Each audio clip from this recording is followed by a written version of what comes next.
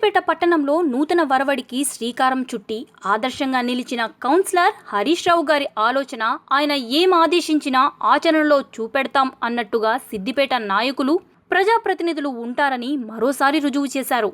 వేసవికాలం మండే ఎండలు సిద్దిపేటలో ట్రాఫిక్ సిగ్నల్స్ వద్ద ఆ ఎండలో ఆగలేని పరిస్థితుల్లో ప్రజల అవస్థలు. అలాంటి సమయంలో హరీష్ రావు గారికి ప్రజల ఇబ్బంది పడకుండా ఏం చేయాలి అన్న ఆలోచన తన మైండ్లో తట్టింది.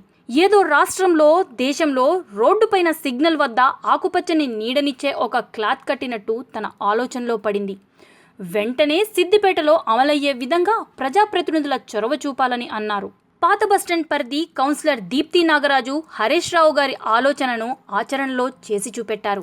నిన్న సాయంత్రం పాత బస్టాండ్ వద్ద ఎండలో కూడా నీడ వచ్చే విధంగా ఆకుపచ్చని క్లాత్ పైన కట్టి సిద్దిపేట ప్రజలకు వాహన చోదకులకు నీడను ఇచ్చారు.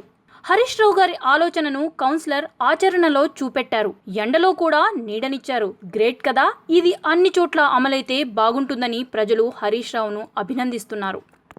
నిరంతర న్యూస్ అప్డేట్ కోసం ఛానల్ ను సబ్స్క్రైబ్ చేయండి. పక్కనే ఉండే బెల్ సింబల్ ను క్లిక్ చేయడం మర్చిపోకండి. అప్డేట్స్ ని మిస్ అవ్వకండి. Thanks for watching. Please like, comment, share.